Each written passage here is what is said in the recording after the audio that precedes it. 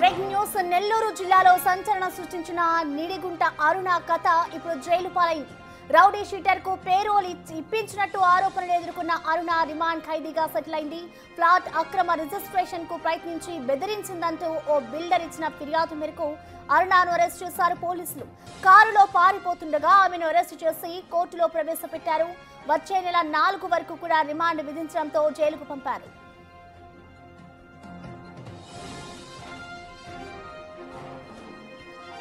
ఓ apartment owner ఫిర్యాదుతో Nidigunta అరుణపై case నమోదు చేశారు పోలీసులు. ఫ్లాట్ కొనేందుకు ఆ యజమానితో 28 లక్షల రూపాయలకు బేరం కుదుర్చుకొని 3 లక్షలు మాత్రమే చెల్లించిందన్నారు. ఇక మిగతా డబ్బులు చెల్లించకుండా అతన్ని బెదిరించిందన్నారు ఆమె. 2024లో కొంతమంది వ్యక్తులతో కలిసి తనను బెదిరించిందని ఫిర్యాదు చేశాడు. ఇటు మెడపై కత్తి పెట్టి అరుణ పేరు మీదకు ఫ్లాట్ మార్చాలంటూ బెదిరించారని రిమాండ్ రిపోర్టులో పేర్కొన్నారు.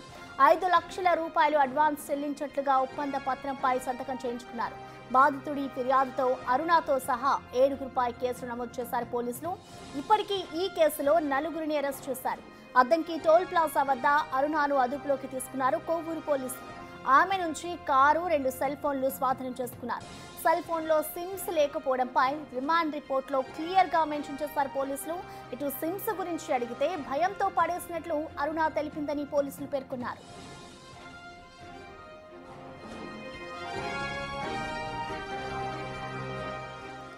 దీనిపై పూర్తి డీటెయిల్స్ ని మా ప్రతినిధి సురేంద్ర అందిస్తారు. సురేంద్ర, చెప్పండి, ఇటు అరుణ రిమాండ్ రిపోర్ట్లో అసలు ఏ అంశాలు ఉన్నాయి, డీటెయిల్స్ ఏంటి?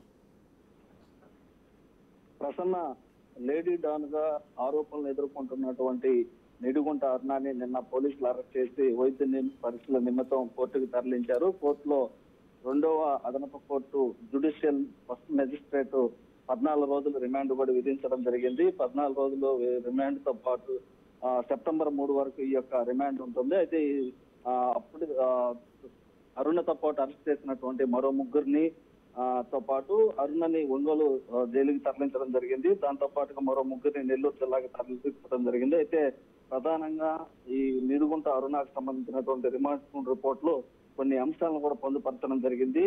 ఈ యొక్క నిడిగుంట అరుణకు సంబంధించి గతంలోనే 2 కేసులు ఉన్నట్లుగా కూడా పోలీసులు రిమాండ్ రిపోర్ట్ లో పొందుపరిచి ఉన్నారు. అయితే ఆ కేసులకు సంబంధించి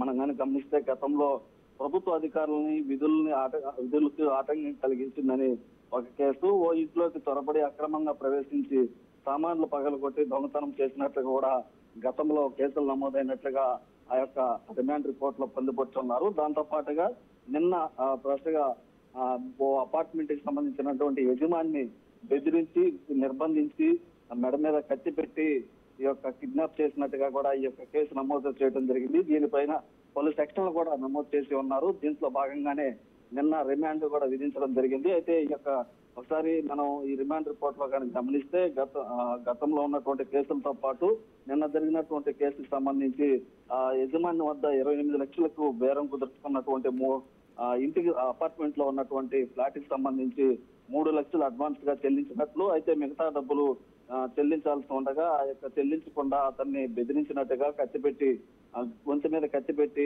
నిర్బంధించి బెదిరించినట్టుగా కూడా కేసు నమోదు చేస్తున్నారు. దాన్నే ఈ యొక్క రిమాండ్ రిపోర్ట్ లో కూడా పొందుతున్నారు. అయితే మునగ వెంకట మురళీకృష్ణ అనే వ్యక్తి ఇక కావలిలో నివాసం ఉంటాడు. ఆయనకి పొడుగుపాడు వద్ద 2 స్థలాలు ఉన్నాయి. దాంట్లో ఒక అపార్ట్మెంట్ నిర్మించడం జరిగింది. ఆ అపార్ట్మెంట్ లో ముందుగా బాడుక్ అని అక్కడ చేరడం జరిగింది.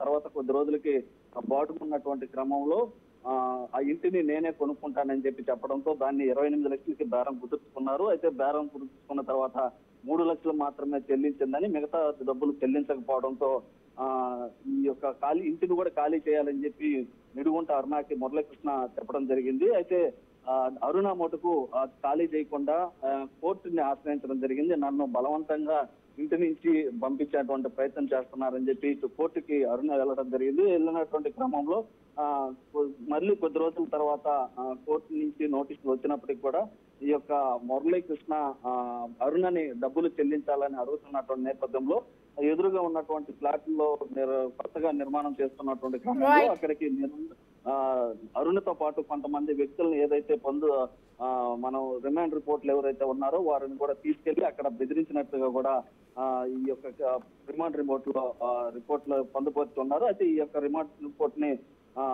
కోర్టు కూడా ఆధీనం తీసుకొని ఉన్నటువంటి అంశాలను బట్టి కూడా ఈ యొక్క రిమాండ్ రిపోర్ట్ లో ఉన్నటువంటి అంశాలను బట్టి ఈ యొక్క 14 రోజులు రిమాండ్ విధించినట్టు కూడా తెలుస్తా ఉంది.